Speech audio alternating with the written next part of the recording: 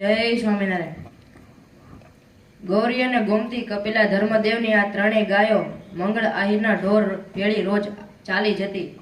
એક દિવસ કપિલા ગોમતી બંને ગાયો ઘેર આવી, પણ ગૌરી ઘર ન આવી, એટલે ભક્તિ માતાએ રામપ્રતાપભાઈને આસપાસ તપાસ કરવા મોકલ્યા, પણ તે ક્યાંય મળી નહીં। એથી મંગળ આહિરને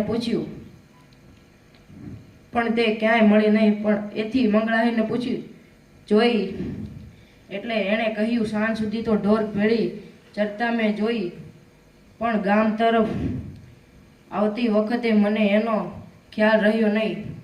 ગૌરી આમ તો ભારે રોજીને કોઈ દિવસ ક્યાંય આડા અવળી જાય નહીં, પણ આજે કેમ પાછળ રહી ગઈ એ કોઈને સમજાયું નહીં। સૌને ચિંતા થવા લાગી।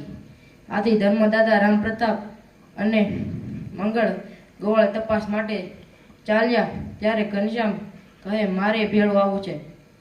પ્રથમ તો દાદાએ ના કહી, પછી સંમતિ આપી। ઢળતી સાંજે ઢોરે જે બાજુ ચરતા હતા એ બાજુ બધે તપાસ કરી, પણ ગૌરી મળી નહીં।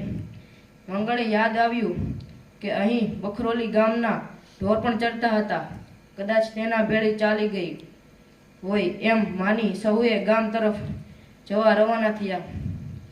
મનમાં ચિંતા તો એ હતી કે ક્યાંય એકલી ગાયને વાઘ ફાડી ખાશે તો। બખરોલી ગામ નજીક આવતા સામેથી બે વટે માર્ગો મળ્યા।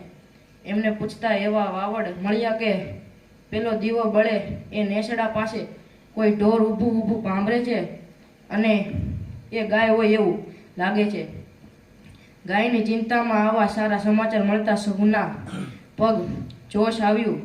ઉપડતે પગલે એ બાજુ આવ્યા મંગળ ગોવાળ એ સાદ કરી ગૌરીને બોલાવી। ત્યાં તો અવાજ ઓળખીને અંબા અંબા કરતી ગૌરી એમના તરફ દોડી આવી અને હિંઓરા કરવા લાગી।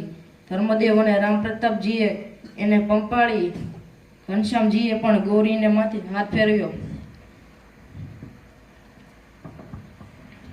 ચાલતા થયા મંગળ અને મોટાભાઈ આગળ, વચ્ચે ગૌરી અને ધર્મદેવ અને ઘનશ્યામ પાછળ ચાલ્યા જાય છે।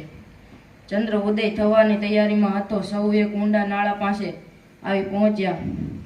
ત્યાં સામેથી ચમકતી બે આંખો ભાળીને ગૌરીના પગ ખીલો થઈ થંભી ગયા।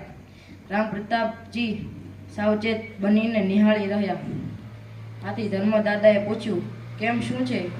કોઈ હિંસક જાનવર હોય એવું લાગે છે। રામપ્રતાપજીએ ઝીણી નજરે જોઈને ઉત્તર આપતા કહ્યું, આ સાંભળી ઘનશ્યામ આગળ જવા ગયા ત્યાં તો પિતાએ વાવડું પકડીને કહ્યું, આમ જોયા જાણ્યા વગર ઉતાવળ ન થવાય।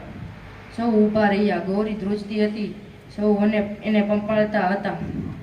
જાનવર તો હુમલો કરવાનો હોય એમ શિલા પર ચડી ઊભું રહીને ટગર જોતું હતું। ચંદ્ર આડેથી વાદળું ખસ્યું ને એના પ્રકાશમાં વાઘ જેવું પ્રાણી હોય એવા દેખાયું।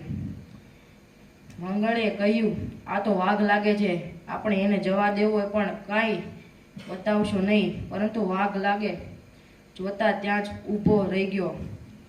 પિતાજી, હવે આપણે ચાલવા માંડો। ઘનશ્યામે કહ્યું, વાઘ આમ આવીને ઊભો હોય ત્યારે આપણાથી ચલાય નહીં, વળે આપણી સાથે ગાય છે, એટલે સામેથી ચાલીએ તો એ જરૂર હુમલો કરે। એ આમ ઊભો છે એમાં મને તો જોખમ લાગે છે। મંગળે પોતાનો અનુભવ દર્શાવતા કહ્યું। સહુના પડતા રહ્યા, પણ ઘનશ્યામે વાઘ સામે હાથથી ઈશારા કરી એટલે એ સ્થિર થઈ ગયો। હવે એ હુમલો કરી શકે તેમ નથી, તમે ચાલવા માંડો, હું અહીં આડો ઊભો છું। ઘનશ્યામે ધરપત આવતા કહ્યું।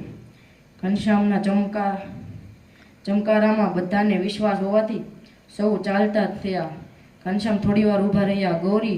ગૌરી તો બીતી અને પાછું વળીને જોતી ચાલવા માંડી। એના ભય હજુ શમ્યો ન હતો।